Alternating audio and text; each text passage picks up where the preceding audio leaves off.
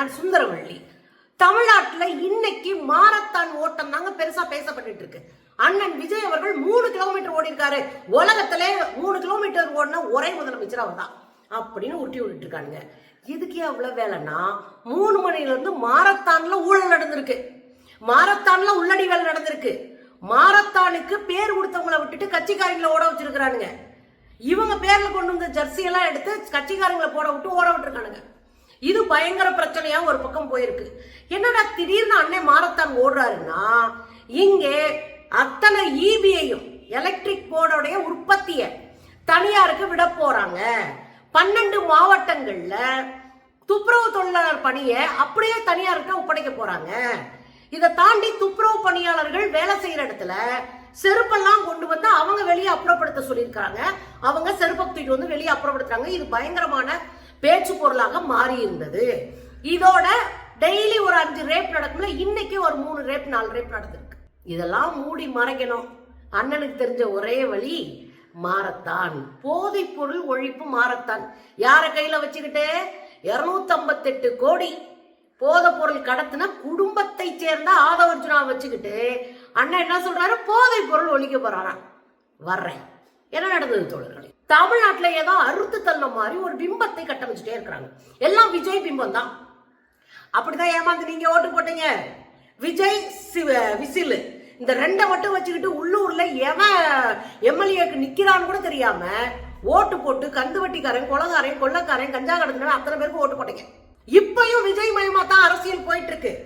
எங்க அண்ணன் வந்து அழகா ட்ரெஸ் பண்ணியிருந்தாரு, பார்க்கவே சூப்பரா இருந்தாரு, கோட்டு போட்டாரு, பட்டு வேட்டி சட்டை கட்டினாரு, அதுக்கப்புறம் டிஃபன் பாக்ஸ்ல சாப்பாடு எடுத்துட்டு சாப்பிட்டாரு, காலையில 10 மணிக்கு வந்து 6 மணி வரையும் ஆபீஸ்ல உட்கார்ந்துருக்காரு.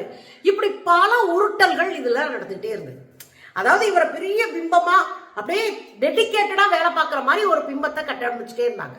அடுத்து பாத்தீங்கன்னா பஸ் எல்லாம் கொண்டு வந்து பாருங்க, எங்க அண்ணன் தான் எலக்ட்ரிக் பஸ் எல்லாம் விட்டுருக்காருன்னு.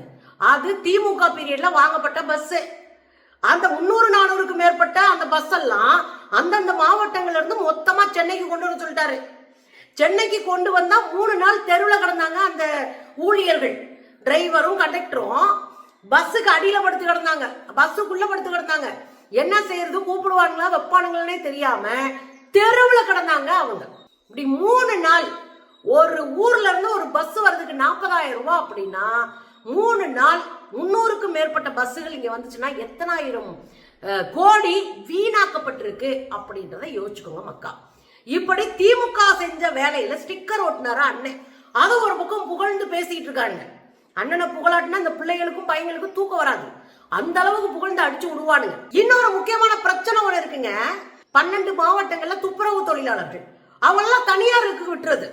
தனியார் பார்த்து காசு கொடுப்பான், தனியார் பார்த்து வேலை கொடுப்பான், பிடிக்கலன்னா வேலையை விட்டு தூக்குவான். அவங்களுக்கு பணி நிரந்தரம் இருக்காது, பணி வந்து பாதுகாப்பே இருக்காது, பாலியல் அச்சுறுத்தலுக்கு உள்ளாக்கப்படுவாங்க. இப்படி எது வேணாலும் நடக்கும். அதனால தனியாருக்கு தாரை வார்த்துருவாங்க. இது 12 மாவட்டத்துல ஒரே ஒரு பகுதிக்கே நம்ம பெரிய போராட்டத்தை நடத்தி கம்யூனிஸ்டுகளும் உழைக்கிற மக்களும் சேர்ந்து போராட்டம் நடத்தினாங்க. இன்னைக்கு 12 மாவட்டம் தொடர் போராட்டம்.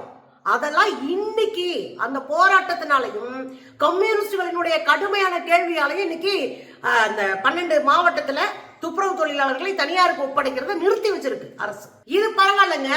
எலக்ட்ரிக் போர்டு தனியாருக்கு தாரை வார்க்க போறாங்க. அதுலயும் குறிப்பா திருப்பூர்ல இருந்து அரியலூர் வரைக்குமான வழித்தடங்களை எல்லாம் 5400 கோடி மதிப்புள்ள வழித்தடங்கள் எல்லாம் தனியாருக்கு தாரை வார்க்க போறாங்க. திருப்பூர்ல இருந்து அரியலூர் வரைக்குமான வழித்தடங்களை எல்லாம் 4500 கோடி மதிப்புள்ள அந்த வழித்தடம் அமைக்கின்ற பணியை தனியாருக்கு கொடுக்க போறாங்க. இது பயங்கரமா பேசு பொருளா மாறி இருக்கு. தனியாருக்கு கொடுத்தா தொழிலாளர்கள் தனியாரால நியமிக்கப்படுவாங்க. அது கவர்மெண்ட் வேலையாவே இருக்காது. கடைசியில் நிரந்தரம் இல்லாம, சம்பளம் இல்லாம, ஓவர் டைம் பார்த்து வெட்டியா போய் தனியாருக்கு சிக்கி சீரழியணும். இது ஒரு பக்கம் ஓடிட்டு இருக்கு. இதை நேற்று மின்சாரத்துறை அமைச்சர் அறிவிச்சிருக்கிறாரு. இதுக்கு ஒரு போராட்டம் ரெடியா இருக்கு. இதெல்லாம் மூடி மறைக்கணும். நேத்து உங்ககிட்ட சொன்னேன், கோயம்புத்தூர்ல நிர்வாணமாக 25 ல இருந்து 35 வயசு மதிக்கத்தக்க பெண்ணுடைய பெணம் அழுகிய நிலையில எடுக்கப்பட்டுச்சு. வாயை திறக்க மாட்டார் அண்ணே. தங்கச்சி சீரு எல்லாம் வாய் வலிக்க வலிக்க வடை சுடுவாரு. ஊராங்காசுல அவங்க வீட்டுக்கு ஸ்வீட் செய்வாரு. ஆனா தமிழ்நாட்டுல இருக்கிற பெண்கள் பாதுகாப்பு குறித்து வாய் திறக்க மாட்டாரு. திறந்தாருன்னா குட்டி கதை சொல்லி போற வரங்கெல்லாம் வம்பிழுத்து வாயில மிதி வாங்குவார். அதான் நடந்துச்சு. இப்ப என்ன பண்றாரு? இந்த குட்டி கதையெல்லாம் ஓரம் கட்டி வச்சுட்டு அரசியல் பாரியானா நாங்க போய் மாரத்தான் நடத்துறோம். சரி நடத்து. இன்னொரு பயங்கரமான செய்தி ஒண்ணு ஓடிட்டு இருந்துச்சு. என்ன தெரியுங்களா? காவல் நிலையத்தோடைய காவல் நிலைய போர்டு இருக்கும்ல, அதை மறைச்சு பிளெக்ஸ் போர்டு வைக்கிறாங்க தாவேக கும்பல். காவல் நிலையத்தின் மேல காவல் நிலையம்ன்ற போர்டை மறைச்சு பிளெக்ஸ் போர்டு வைக்கிறாங்க. கோவையில வடவழி பகுதி அங்க இருக்கிற காவல் நிலையம் ஒன்றுல தான் இந்த பிளெக்ஸ் பேனரை முடிச்சு கட்டி இதுவரை எங்களுக்கு இருந்த தண்ணீர் கஷ்டத்தை எல்லாம் நீக்கிய தளபதிக்கு நன்றின்னு போஸ்ட் வச்சுட்டு பிளெக்ஸ வச்சு விட்டுருக்காங்க. சரிங்க, இப்ப நம்ம இந்த மேட்டுக்கு வருவோம். மாரத்தான் ஓட்டம் எதுக்கு?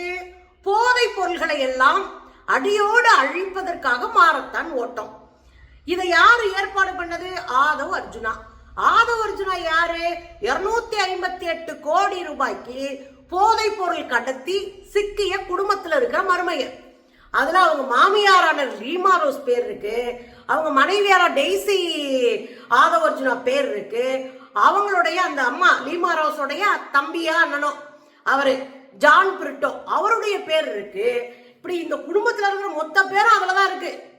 அந்த சிபிஐ வெளியிட்ட அறிக்கையில இருக்கு, குற்றப்பத்திரிகையில இருக்கு. ஆனா இந்த கும்பல் போதையை ஒழிக்க போதான். அதுவும் சாதாரண லோக்கல்ல திருடிங்க கிடையாது, லோக்கல்ல கடத்தல் கிடையாது. உலக அளவுல இருக்கிற போதை பொருள் கடத்தல் கும்பலோட இவங்களுக்கு தொடர்பு இருக்குன்னு பேசப்படுது.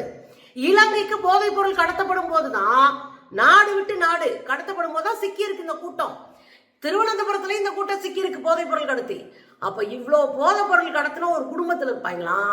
ஆனா அங்க வந்து நாங்க போதை பொருள் ஒழிப்போம் அப்படின்னா அந்த கேஸ் நடக்கும் போதே கூச்சமே இல்லாம இங்க வந்து சபதம் எடுப்பாராம், உறுதிமொழி எடுப்பாராம் ஆதவ் அர்ஜுனா. சரி எடுத்துக்க.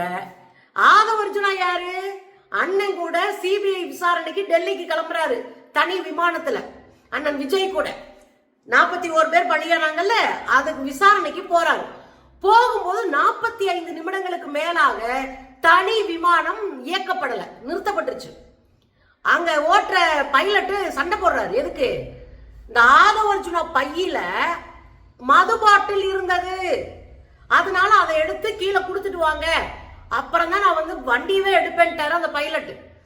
45 நிமிஷத்துக்கு மேல நின்று மது பாட்டில கீழே போய் ஒப்படைச்சிட்டு வந்த பிறகுதான் வண்டியே எடுத்தாங்க. புரியுதா?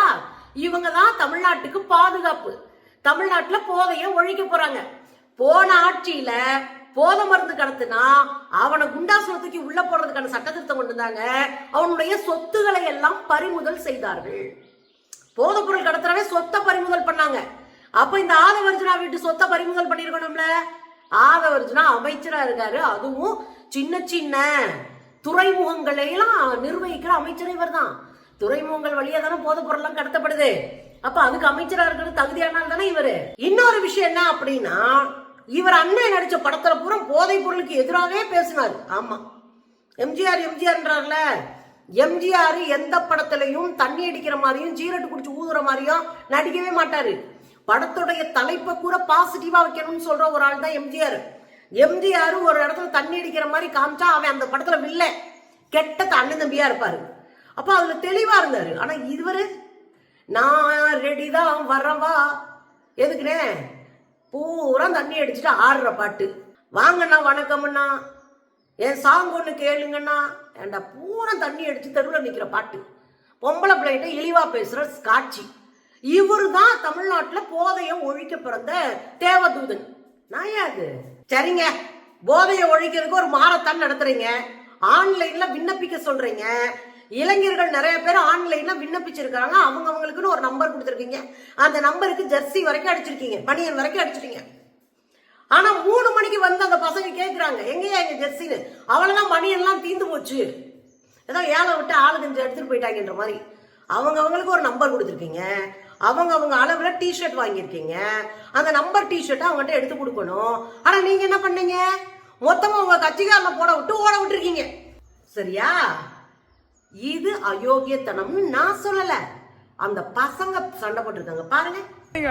9000 டீஷர்ட்ஸ் தான் அடிப்போம் டேட்டா படின்னு. இப்ப எப்படி சார் வந்து டீஷர்ட் கேட்கல மேல முன்னாடி வந்து சொல்லுங்க. சார் அவர் என்ன சொன்னாரு? இங்க இருந்து இப்ப வந்தாங்க ஹாஸ்டலுக்கு வச்சிருந்த பஸ்ல இவ்வளவு க்ரௌட் நிக்கிறாங்க, கொண்டு வந்து கொடுக்க சொல்லுங்க, எடுத்து வந்துருவாங்க. இப்ப எங்க இருந்து வந்துச்சு அந்த யார் எடுத்துட்டு வந்தாங்க? இப்ப யார் எடுத்துட்டு வந்தாங்களோ அவங்கள வர சொல்லுங்க. எங்க வந்துச்சு அந்த டி-ஷர்ட்? யார் எடுத்துட்டு வந்தாங்க? காலி ஆயிடுச்சுன்னாங்க. நான் கால் சுத்த வேணாம், காலி ஆயிடுச்சுன்னாங்க. காலியானது எப்படி வந்துச்சு? எங்க இருந்து வந்துச்சு? போன் போட்டு அடிச்சு தரேன்னாங்க. ஒருத்தர் கேட்டாரு நைட்டோட நாளைக்கு எப்படி உங்களுக்கு கூப்பிட்டாரு? ஓகே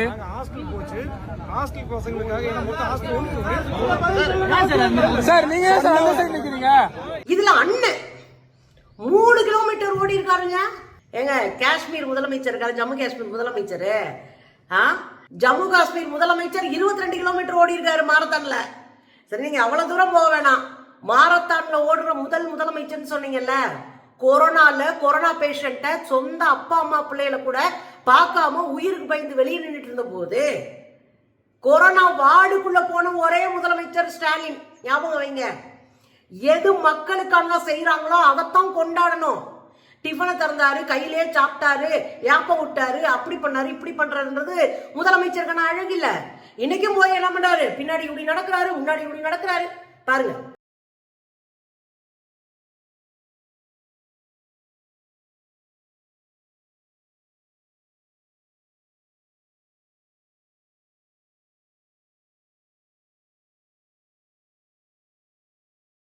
எதுக்கு காட்டு விடுறது, அள்ளி விடுறது? எதுக்கு? முதலமைச்சர் ஆயிட்டீங்களா இல்லையா? இன்னுமா ஷூட்டிங் நடந்துருக்கு? போய் முதலமைச்சர் குழப்பு பாருங்க மிஸ்டர் விஜய். இங்க நாரி கிடக்கு, தினம் 4 பிள்ளைங்களை ரேப் பண்ணிட்டு இருக்கா. உங்க கட்சிக்காரனுக்கே தனியா போலீஸ் ஸ்டேஷன் அமைக்கணும் போல இருக்கு. ஊருக்கா அவ்வளவு அன்சாட்டியம் பண்ணிட்டு இருக்கானுங்க, காசை வாங்கிட்டு இருக்கானுங்க. எம்எல்ஏக்கள் பூரா வீடு கட்டினா காசை புடிங்கி தின்னுட்டு இருக்கான். இவங்க பூரா சரி பண்ண முடியல. உங்களால பொம்பளை பிள்ளைகளுக்கு பாதுகாப்பு கொடுக்க முடியல. எல்லாமே சீன் காட்டுறீங்க. சிங்கப்பெண் சீன், அவ்வளவுதான். சிங்கப்பெண்ணு சீன் காட்டிட்டு போயிருவீங்க. இந்த பக்கம் வேலை வாய்ப்பு எல்லாத்தையும் திமுக அரசு உருவாக்கிட்டு போயிருக்கோம். இன்னைக்கு கூட பல 1000 வேலை வாய்ப்பை திமுக ரெடி பண்ணி வச்சுட்டு போச்சு. பரிச்சை வச்சு அதுல செலக்ட் பண்ணி இந்த இபியில போடுற வேலையெல்லாம் செலக்ட் பண்ணி வச்சுட்டு போன திமுக.